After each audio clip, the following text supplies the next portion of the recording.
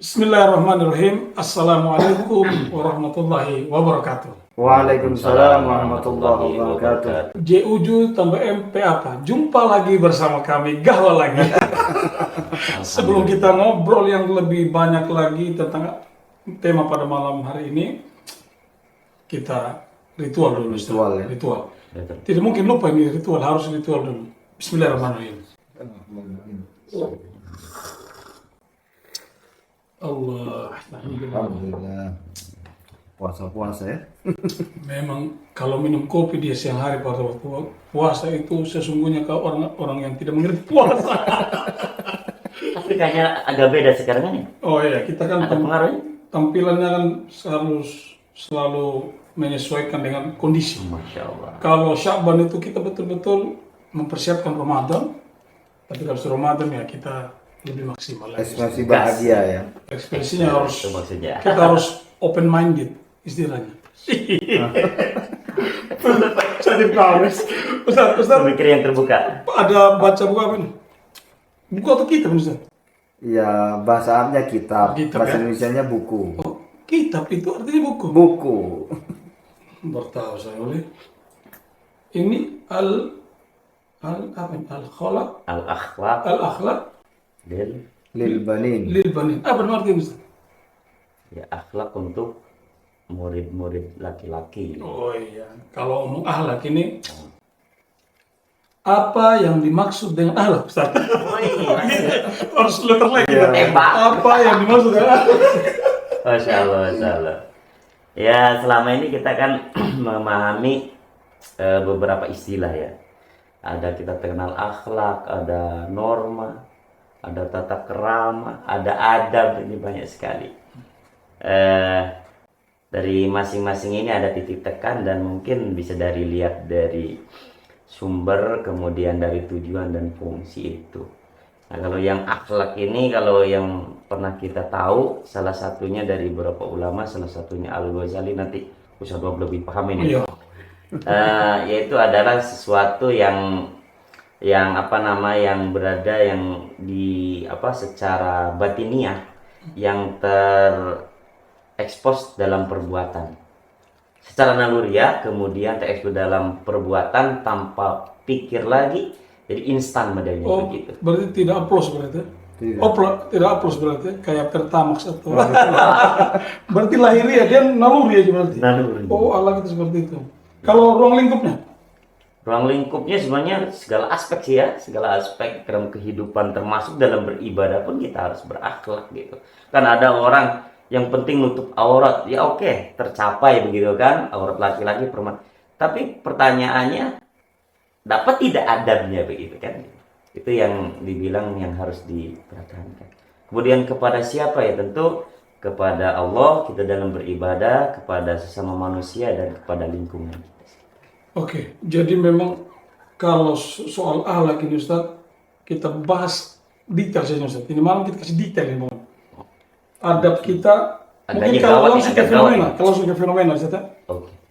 Adab, kalau saya lihat di buku ini kan ada guru mengaji dengan muridnya. Iya. Sebagaimana selayaknya adab seorang murid kepada gurunya ataupun sebaliknya.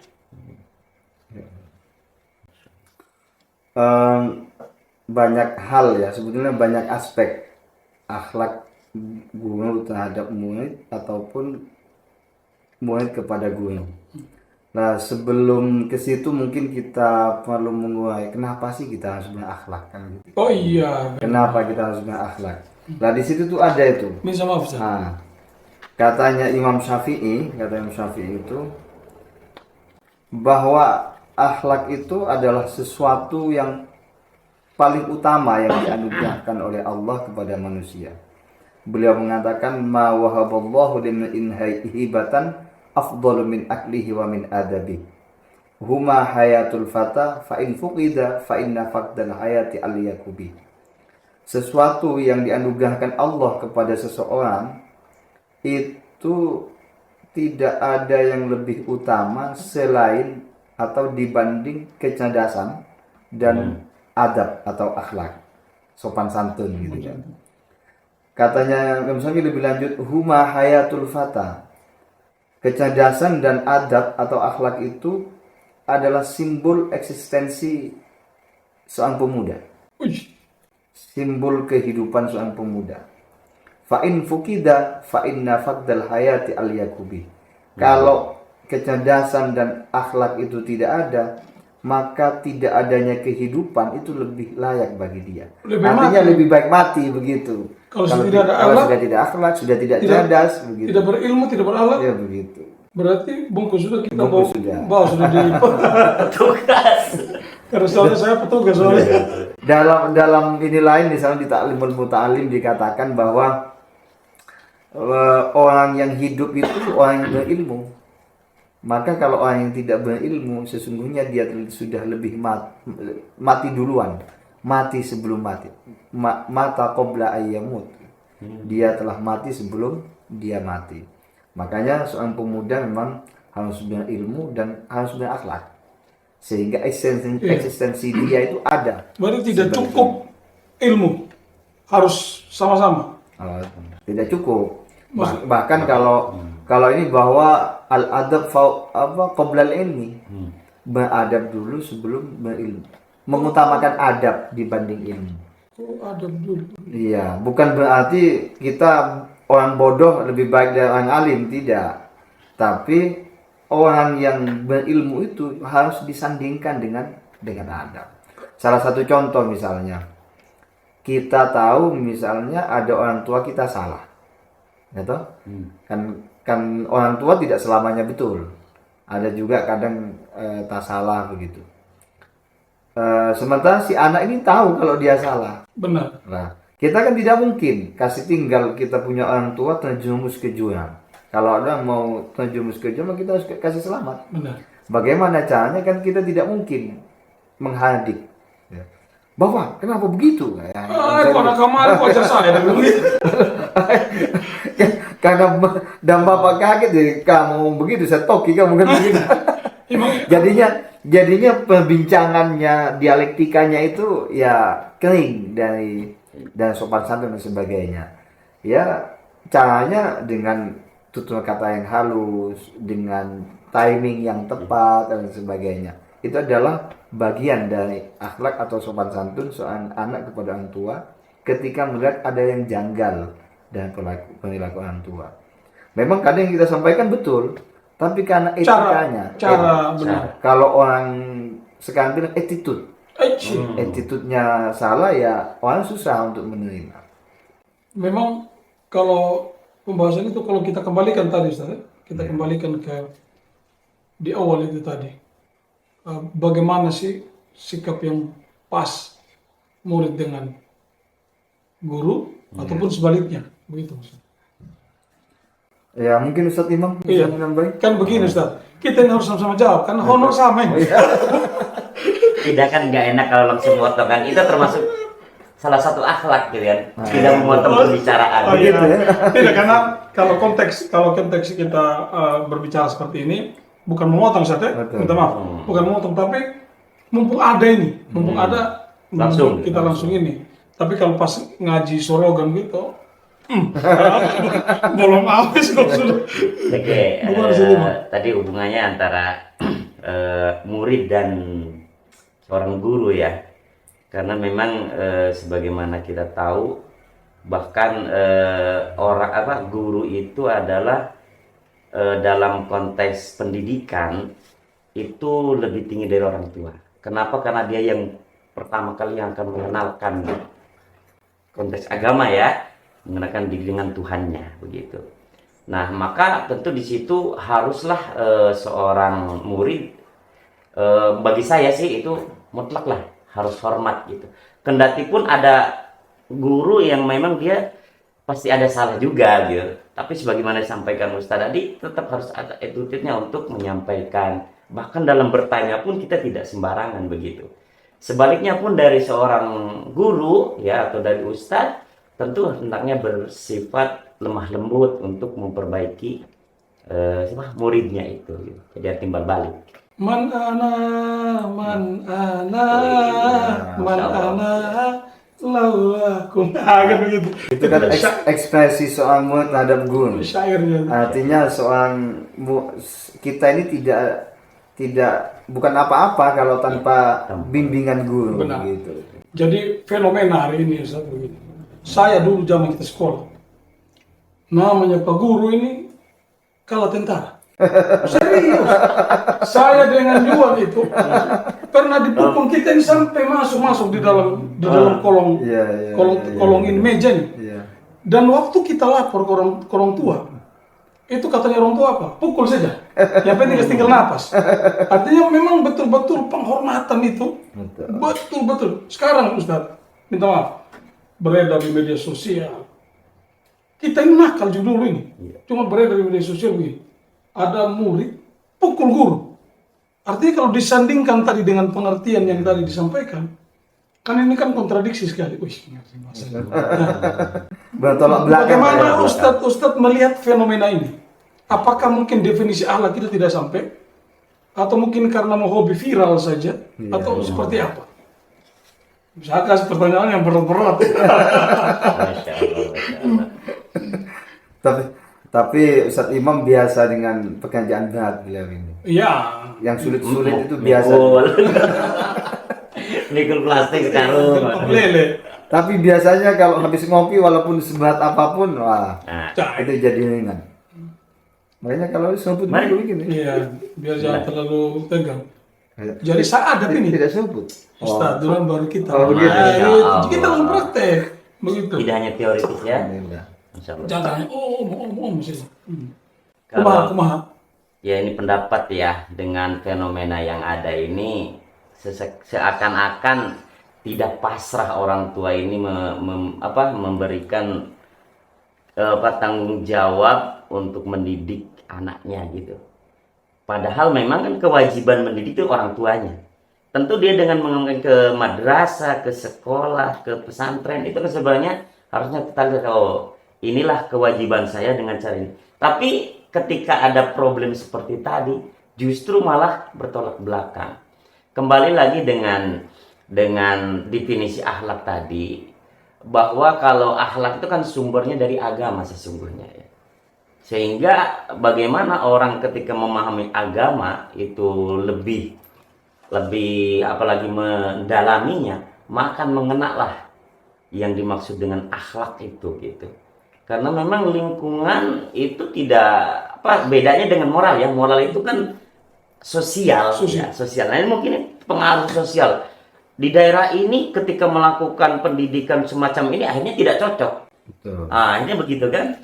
Tapi kalau akhlak sebenarnya tidak, karena agama pun dengan mendidik pun pasti ada batasan ada, dan guru pun memberikan didikan pasti ada alasan. Bukan semata-mata benci, tapi untuk dalam rangka mendidik. Saya kira begitu. Kalau Ustaz? Kalau saya itu ya sebetulnya teladan Nah, soal bagaimana guru dan murid itu bisa kita lihat dalam surat yang pertama kali turun dalam Al-Quran. Ini kebetulan bulan puasa ini Masya ya. Allah. Ya. Kita ya Iqra bismi rabbikal ladzi khalaq. Bukan iqra-nya, tapi proses bagaimana ayat itu turun. Gitu? Kan ketika malaikat turun menghampiri Nabi Muhammad, langsung Iqra ya Muhammad. Nabi Muhammad mengatakan ma'ana biqari'in. Saya tidak bisa baca. Langsung dipeluk sama malaikat Jibril. Sampai benar ingat dipeluk. Kemudian habis itu ini lagi Iqra ya Muhammad. Tidak bisa, dipeluk tetap tidak bisa. Kemudian Iqra ya Muhammad. Nah, akhirnya dipeluk yang terakhir, dan ternyata setelah itu dituntun dan bisa. Itu sebetulnya kalau katanya Syekh Abi Jamrah. Syekh Abi Jamrah ini salah satu muhaddis. Kebetulan beliau menulis ringkasan Sahih Bukhari yang namanya Jam'un Nihayah fi Badil Khair wal Ghayah. Ringkasan Sahih Bukhari ya sekitar 200-an hadis lah. 200 lebih, enggak sampai 300. Itu beliau menyusun itu, kemudian memberi penjelasan sendiri dengan judul kitab fi ma lahu wa ma 'alaiha gitu ya. Ma lahu wa ma 'alaiha. Jadi di dalam kitab itu beliau menjelaskan bahwa proses turunnya wahyu pertama itu adalah pendidikan akhlak murid dan guru pertama di dalam Islam gitu ya. Pertama dari situ hikmahnya dari turunnya itu. Satu, bahwa seorang guru hendaknya menyampaikan dengan lemah lembut. Nah, kemudian yang kedua, guru itu harus bersabar ketika muridnya itu tidak paham-paham. Benar. Kebodohan lah misalnya, dia tidak mengerti. Kamu ini tidak mengerti, saya toki kamu, tidak begitu. Tapi diulang, kemudian sampai dipeluk gitu. Sekarang mana ada guru mau peluk begitu, dibilang lain lagi cerita. Nah, kalau apa namanya, Kemun Zubair ya, kalau kalian mau nguruk gitu ngaji, maka sabarlah. Nanti kalau emosi justru kita yang stres, guru dia yang stres. Benar itu. Jadi di situ ya. Kemudian setelah itu kalau dia tidak paham perlu dituntun. Makanya kan malaikat Jibril menuntun Rasulullah sampai bisa membaca itu. Akhirnya Rasulullah bisa, walaupun Rasulullah sebelumnya ummi, tidak bisa baca tulis gitu. Itu adalah gambaran. Lah Rasulullah itu juga jujur. Artinya ketika tidak bisa dong tidak kanan-kanan kan begitu. Baca kamu ini. Jadi akhirnya yang mestinya dibaca dari kiri ke kanan dong baca dari kanan ke kiri, tetap balik begitu. Dikasih tahu tidak ngeyel itu kepala batu. Kuat melawan. Tapi Rasulullah kan menunjukkan akhlaknya sebagai murid. Saya tidak bisa. Jujur. Kemudian dituntun lagi, saya masih belum bisa. Dan ketika diberitahu itu juga tidak jengkel.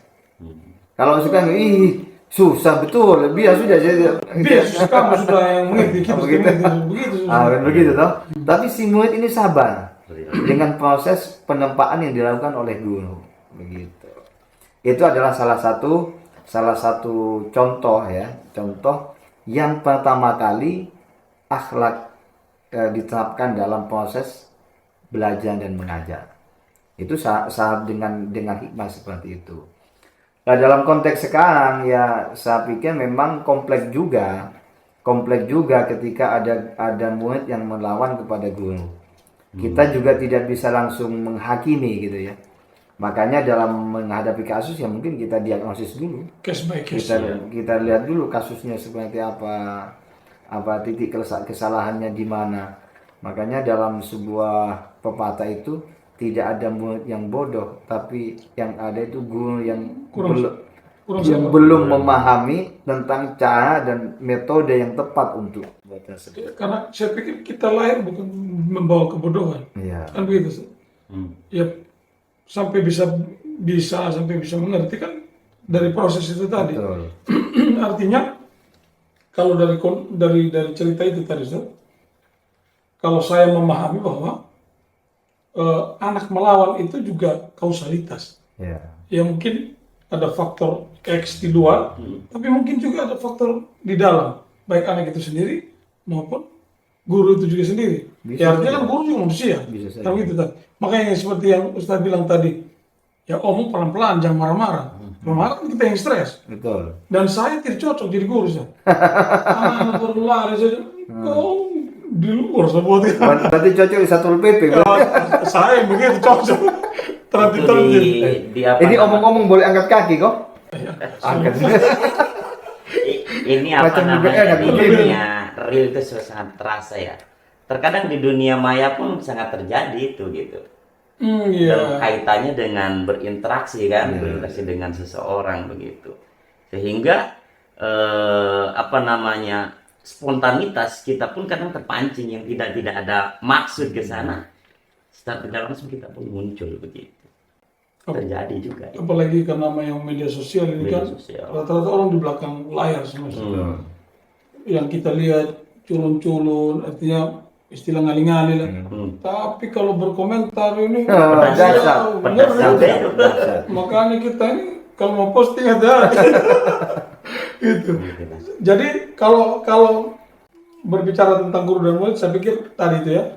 Sekarang kalau bagaimana orang tua dan anak. Minta maaf Ustaz. Kita ini sebagai anak juga, kita juga sekarang sebagai orang tua.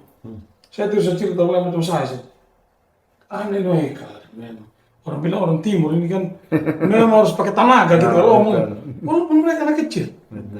Apa mungkin karena pemahaman saya tentang pemahaman agamanya mungkin yang kurang. Terus kita kan sering lihat di FYP atau sering lihat di medsos. Tidak boleh berkata membentak anak atau segala macam. Tapi memang ada situasi. Kau ini sampai begitulah.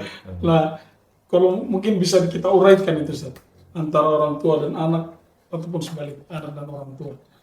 Kalau saya memahami ya memang ketika saya juga sebagai orang tua nih sekarang nih, orang tua sekaligus Sudah orang jadi anak. wali ya. Sudah jadi wali. Kalau Ustaz Wali Ayub murid. dia belum. Itu masih fata kan. Mantap. Masih pemuda. Ya, kembali ya. Jadi apa namanya? Tadi bahwa ketika sebagai orang tua yang Bang Mujis bilang tadi ada sesekali kita ini greget gitu ya. Kenapa kok bisa seperti itu gitu. Memang ada timing ya, timing yang kadang kita tidak paham dengan psikologinya gitu kan. Ya termasuk kita lah ya, tidak apakah disalahkan dalam konteks orang tua kepada anak? Saya kira tidak juga, karena tidak lagi yang harus kita lakukan yaitu belajar lagi. Mungkin mempelajari psikologi anak. Itu dari internnya ya. Kemudian dari anaknya mungkin ya yang membuat kita greget sampean bilang itu, ya saya tidak memungkiri bahwa adalah anak itu melihat dari tingkah kita atau dari sekelilingnya, termasuk gadget juga akan mempengaruhinya. Kira. Benar. Masuk akal. Gitu, ya. Masuk akal. Gampang sekali itu. Kadang Ustaz, kalau dia lagi main, kalau kita tarik, wih, emosi mereka. Iya. Kau kita yang lain, kau mau makan ya sama kita. Ini kadang yang, Kadang dipanggil tidak dengar ya. iya itu tadi, artinya fenomena itu juga Sama. berpengaruh sekali. Memang ya dunia digital hari ini kan sangat sangat menghipnotis. Tapi ada satu quote dari salah satu teman saya itu, dia bilang begini, bahwa anakmu yang kecanduan pada gadget itu bukan keinginannya dia. Dia hanya meniru perilakumu yang tidak mau jauh dari HP gitu. Artinya bahwa perilaku orang tua itu sangat menentukan terhadap perilaku anak. Biasanya kan anak ini kan mengidolakan orang tua, kalau sama bapak kan begitu. Jam jenggot itu panjang betul kan begitu. Oh, doang ini kan artinya memang profil idola pertama itu orang tua.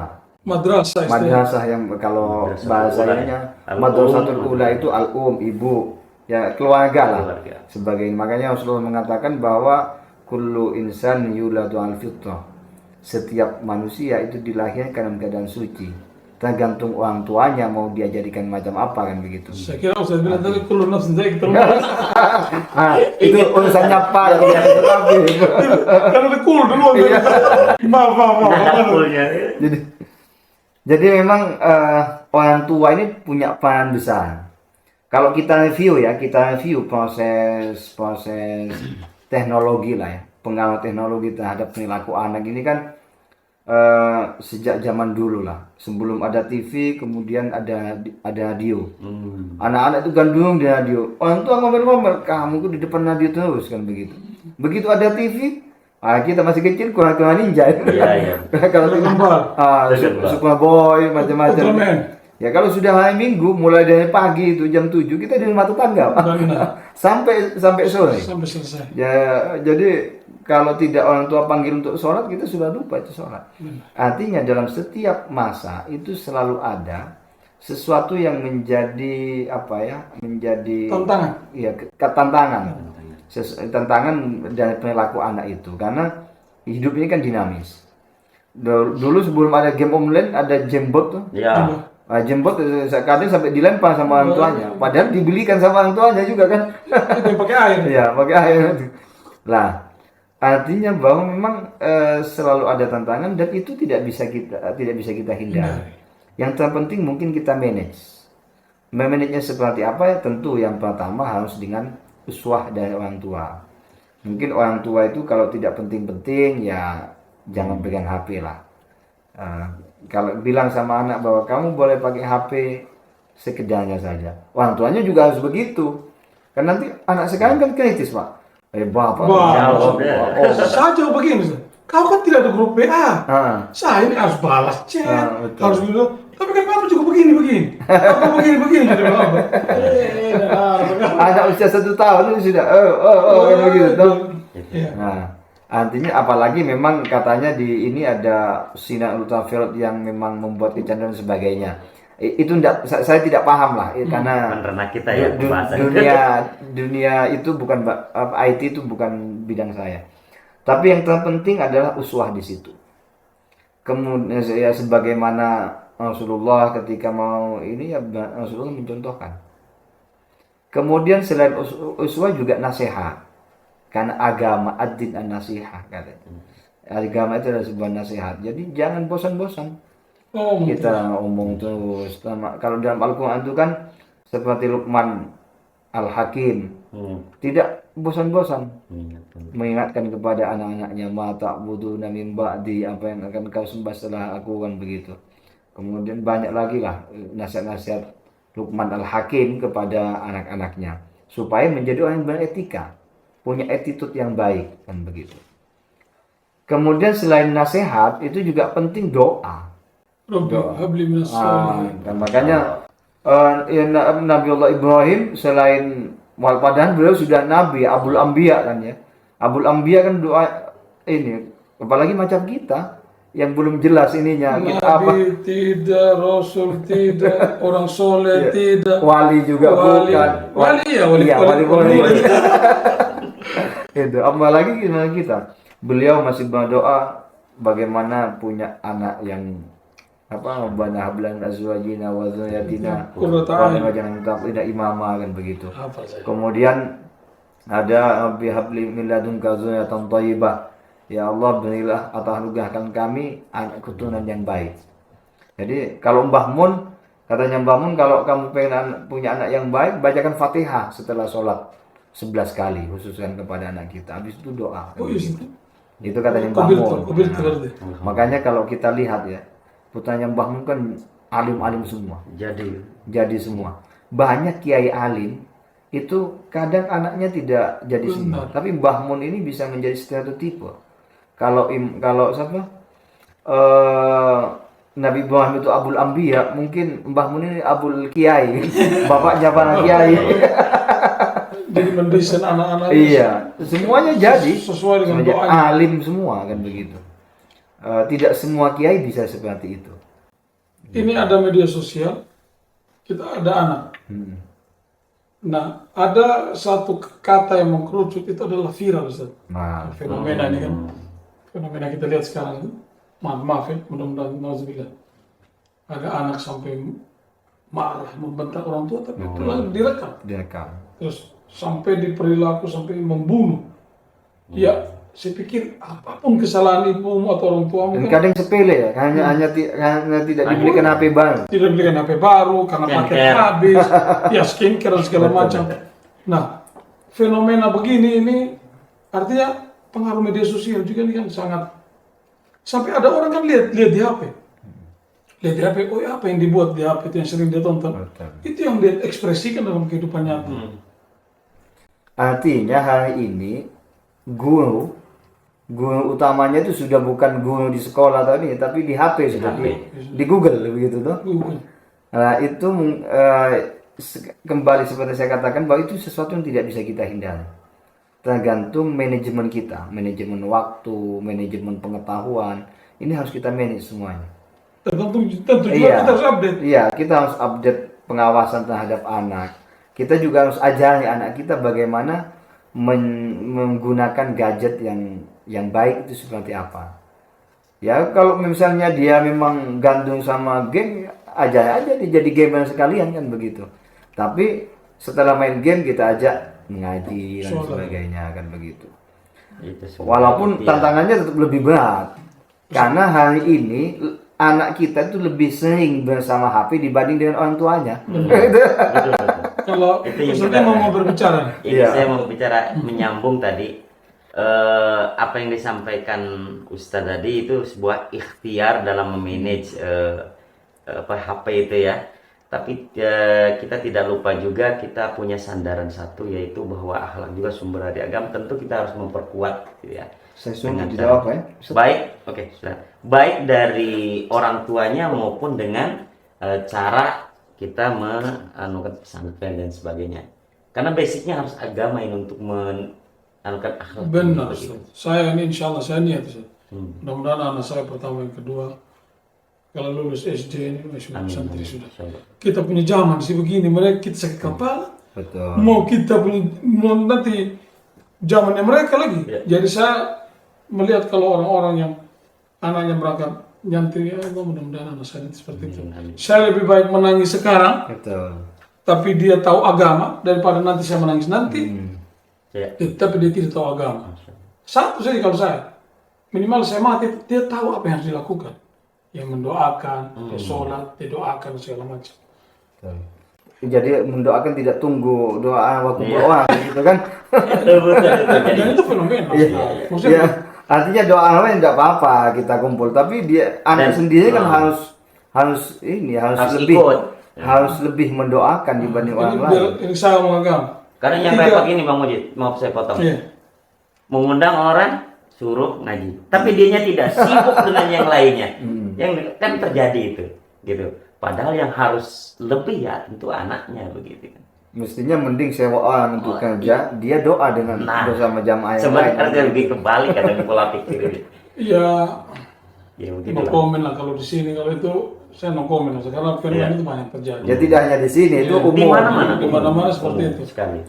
Kita lebih sibuk urusan dengan tamu, urusan kursi belum ada atau api belum menyala, gula tidak ada. Tapi kita lupa bahwa doa kita itu sebenarnya yang nomor satu, lebih cepat larinya. Karena 3 hal yang Ya. orang mati ditinggalkan. Masya Allah. Ini sudah mantap ini. Jadi sudah. Menjadi. Iya, salah satu kali Tinggal doa. SK saja. Mantap. Dalam proses soalnya. Nah, saya nyambung soal tadi itu tadi apa? Tadi teladan ya. Iya. Kemudian nasihat, doa tadi ya. Yang tidak kalah pentingnya adalah lingkungan. Oh, terus. Lingkungan itu memang harus diciptakan sekondusif mungkin.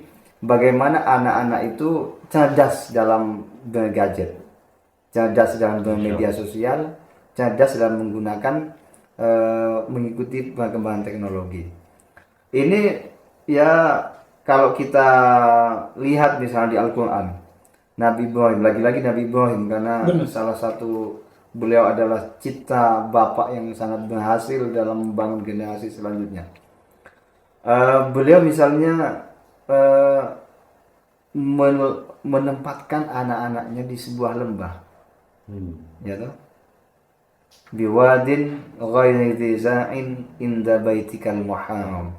Beliau itu karena Nabi Ibrahim kan begitu istrinya hamil ditinggalkan, Benar. ya toh, tidak membersamainya. Tapi beliau tinggalkan di sebuah tempat yang dekat dengan rumahnya Allah, kan begitu. Di sebuah tempat yang memberkah, ya di mana keberadaan Mekah itu bisa menyedot, Juta. ya menyedot 900 orang untuk senantiasa beribadah kepada Allah, kan begitu. Sehingga dengan demikian lingkungan ini menjadi penting untuk kita ciptakan. Kalau kita tidak menemukan lingkungan yang kondusif, ya harus kita ciptakan lingkungan itu. Karena terkadang sesuatu itu memang harus kita mulai. Ada memang kita tinggal menikmati, kan begitu. Tapi ada yang harus kita mulai dari Kita ini perintis bukan pewaris. Ah, begitu. Kita kan perintis bukan pewaris. Jadi itu sangat penting dan ya makanya orang tua atau guru itu memang harus belajar setiap saat terutama belajar tentang perilaku anak, mempelajari tentang dinamika lingkungan dan sebagainya, itu harus menjadi perhatian. Jadi tidak abai begitu. Anaknya belum pulang maghrib atau anaknya berjam-jam nonton HP, kasih tinggal. Apalagi misalnya plese-plese, nangis sedikit, kasih HP. Anak-anak kasih HP dia. Kebalik kadang. Kalau ayamnya belum pulang dicari. Dicari. Kalau anaknya belum pulang dibiar. Begitu ya. Maksud, udah. Itu kayaknya keren jadi Masya potong Allah, video. kan begitu dia. Nah, itu saya ingin menambahkan dari Ustadz Wahab ya. Ini Masya Allah gitu ya. Kembali lagi saya kok punya keyakinan yang bisa membentengi dia berinteraksi dengan apapun itu agama gitu ya. Maka tadi saya sangat ikut senang punya cita-cita yang luar biasa. Amin. Ya. Mas saya punya ini pernah dari Ustadz kita ya di pondok itu. Pikirkan akhirat dunia akan terseret. Gitu. Itu sebuah ungkapan, artinya dengan memahami agama semuanya akan ikut gitu ya. Termasuk itu perilaku-perilaku yang dapat menimbulkan kehidupan yang tidak normal sehingga dia berbenturan dengan aturan-aturan ini. Ada lagi satu yang saya selalu pegang. Apa katanya? Silakan kamu lakukan gitu kan. Apapun dengan tadi catatan-catatan bahwa harus dikontrol, di-manage gitu kan. Tapi ingat gitu. Lakukan selama kamu tidak takut dengan Tuhan. Nah, ini kan luar biasa penterjemahannya gitu. Dan ada lagi yang saya ingat ini lagi ya. Didikan gitu yang kepada saya itu dulu, bahwa kepada kata-katanya ini yang saya selalu ingat gini. Selagi tidak melanggar hukum Allah dan hukum manusia, lakukan. Ini kan memang butuh penterjemahan, tapi ternyata dua hal ini sangat akan menentukan norma kita di kehidupan kita. Saya ini malam ini mengaji dengan murid-muridnya Astad ini. Subhanallah. Insya Allah ini berkah berkahnya insya Allah ya Ustaz. Jadi masuk ingat saya. Kita kan biar metal gini enak aja Ustaz. Itu dia. Ya memang fenomena yang ada sekarang terus. Tapi saya patokan itu memang yang saya sampaikan tadi, bahwa yang pertama tadi itu teladan. Kita ini kalau tidak kasih teladan juga sama yang ditiru, kan begitu. Lebih berat lagi ya. Lebih berat lagi misalnya, mulai sekarang terus harus menampai depannya anak. Iya. Dan tunggu anak tiru gas. Cuma karena dia tiru tengah malam juga.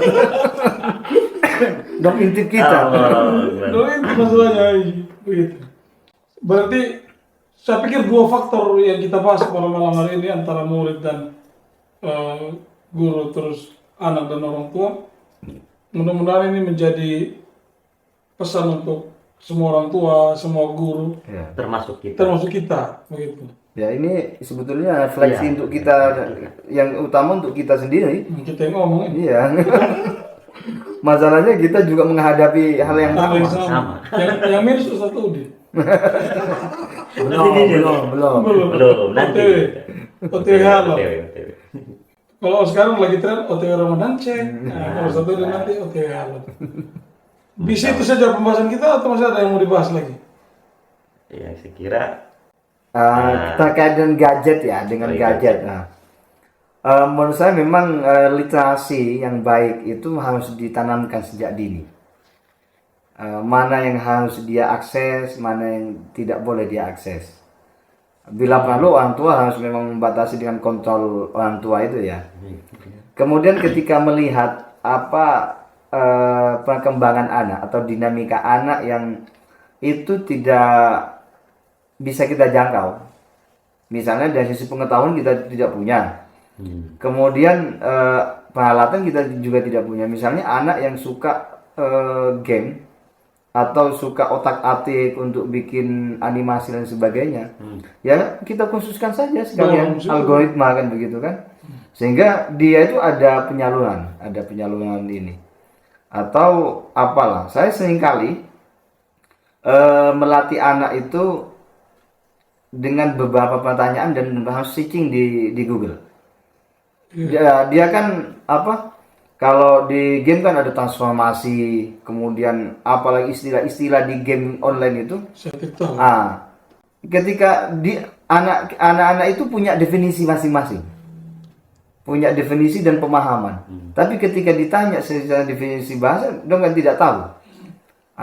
Akhirnya saya bilang, apa artinya transformasi? Tahu lah, transformasi itu macam berubah bentuk dia bilang. Jadi transformer kan? Begitu. Dari bentuk. Ya, berubah-ubah itu Bu ya, dia bilang begitu. Coba kamu lihat itu, cari, ketik transformasi apa, kan begitu.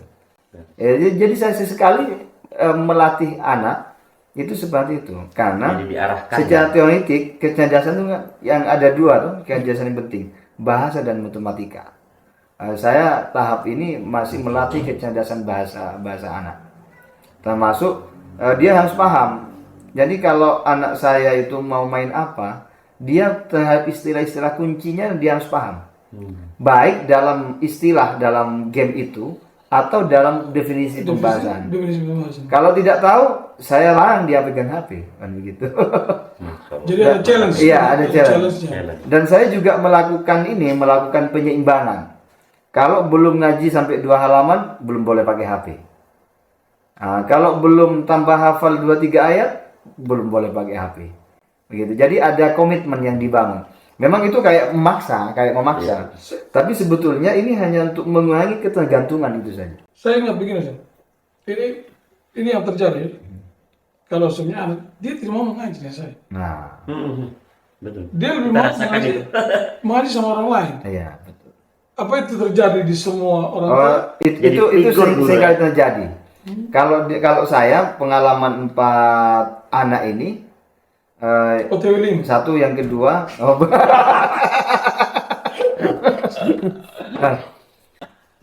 anak yang ketiga ini yang paling tidak mau diajari oleh saya dan istri saya.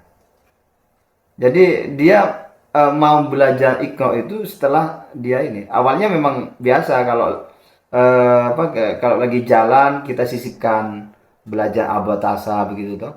Karena kalau diajari ini dia nggak mau.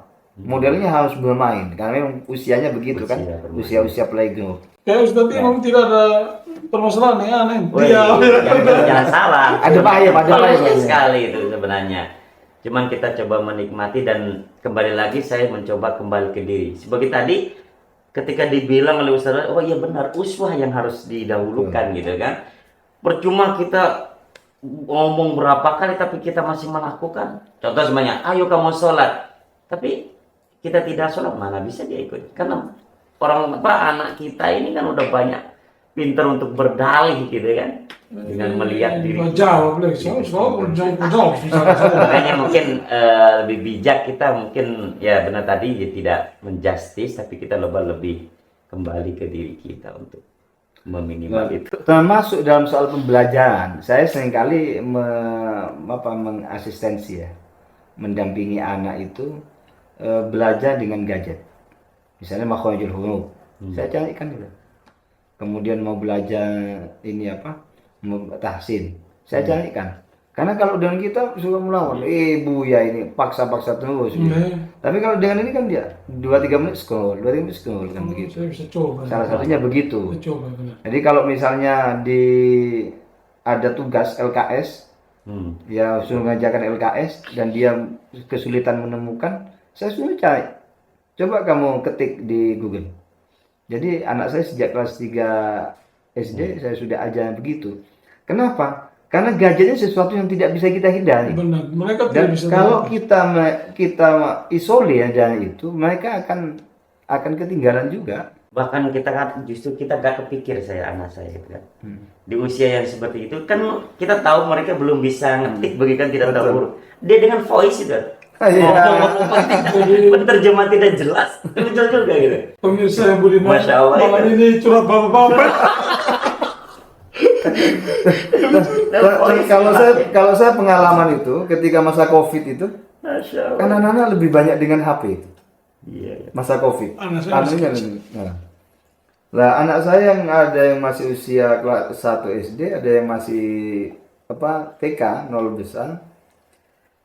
Ketika saya dengan ibunya itu ada ada kalimat yang tidak paham, entah apa bahasa Arab, apa bahasa Inggris gitu ya. Langsung anak saya yang nomor 2 itu bilang, Buya, pakai Udictionary saja. Apa Udictionary itu? Ada, download saja Udictionary katanya. Langsung saya download, itu bahasa apa saja ada Buya. Saya baru tahu Udictionary itu dari aplikasi itu dari anak saya. Ada bahasa Sumba itu. Itu yang belum dimasukkan. Nah, makanya itu yang harus kita ciptakan. Masya Kita Allah. harus buat. Jadi memang kembali kepada grand isunya bahwa akhlak itu turunannya Ya, harus ada teladan, teladan, nasihat, nasihat, kemudian doa, doa, lingkungan yang lingkungan. baik. Artinya keempat ini Ya, juga akan melahirkan tadi akhlak itu. Akhlak. Kan akhlak itu kan lahir ya dia. ya. Tapi kalau disusun oleh empat ini dengan Yang baik, baik. saya pikir akhlak itu akan terbentuk dengan sendirinya. Masya Allah. Nah, boleh kita membahas. Kan intinya akhlak itu kan di dalam hati, toh. Di dalam hati, kemudian bagaimana hati terkelola, kemudian terekspresi dalam bentuk perilaku. Nah, jadi makanya sampai dikatakan bahwa ekspresi lahirnya kita itu adalah cerminan dari apa yang ada dalam batinnya kita. Batin. Allahnya dulu al-batin bahasanya orang pesantren. Sesuatu yang tampak itu menunjukkan isi dalamnya kan. Nah, ya. Kalau mungkin quotes itu Ustaz tentang akhlak. Masya Allah. Pusing sudah. Sudah. Quotes tentang akhlak. Kira-kira Quote yang seperti tadi itu bisa jadi quote itu Apa bahwa tampilan luar itu menunjukkan keadaan batin kita kan begitu. oke. Masya Allah. Kalau Ustaz Sama sudah itu. ini honor sama tapi copy paste. Kemudian yang kedua bahwa satu, jangan bosan-bosan kita untuk menjadi menasehati anak kita dalam kebaikan. Masya Allah. Itu jangan bosan menasehati, jangan bosan berdoa, jangan putus asa untuk menjadi teladan yang terbaik. Begitu. Insya Allah. Dan saya pikir menarik pada malam hari ini karena juga sebentar lagi sudah mau bersahur Ustaz. Nanti kita akan lanjut dengan pembahasan-pembahasan yang lebih. Sahur nanti jam 3. Hah? Yang tiga. Sampai dulu sekarang. Iya. Kita akan lanjut kepada pembahasan-pembahasan yang lebih menarik lagi. insya Dan tentunya apa yang kita bahas pada malam hari ini mudah-mudahan itu kembalinya ke kita dan kita akan ekspresikan di lingkungan kita. Termasuk yang melihat ini juga bisa mencontoh apa yang sudah disampaikan dan ini semua berdasarkan pada tuntunan Al-Quran dan hadis ataupun sunnah. Kan begitu ya Ustaz. Bahasanya sekarang. Sunnah ya. Sunnah, sekarang sunnah pokoknya. Betul. Oke, mungkin itu yang bisa kami sampaikan dan semoga bermanfaat. Akhirul kalam. Assalamualaikum warahmatullahi wabarakatuh. Waalaikumsalam warahmatullahi wabarakatuh. Mari kita Lagi, gahwa lagi.